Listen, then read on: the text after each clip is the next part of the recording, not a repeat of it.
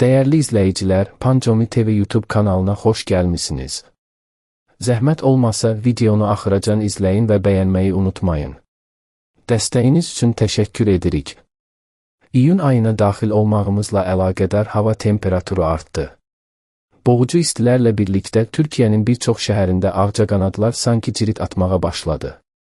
Xüsusilə gecə yatarkən böyük narahatçılığa səbəb olan ağcaqanadları özünüzdən uzaq tutmağın sadə və təsirli bir yolu var. Ağcaqanadları tamamilə yox etmək mümkün olmasa da onları olduğunuz otaqdan kənarda tutacaq təsirli üsulların sayı heç də az deyil.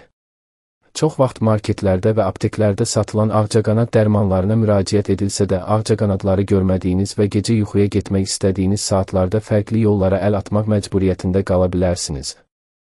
Ağcaqanadlardan xilas olmağın ən təsirli yolu budur. Otağınızda ağcaqanadlardan qorunmağınıza kömək edəcək elektrikli məhsullar istifadə edə bilərsiniz.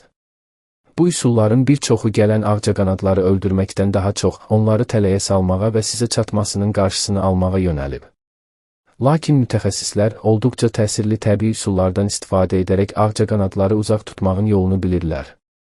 Siz də ağcaqanadları təbii yolla uzaq tutmaq istəyirsinizsə, otaqlarda və ya pəncərə kənarlarında lavanda, adaçayı, limon, mifək qoxuları saxlaya soğan və sarımsaq istifadə edə bilərsiniz.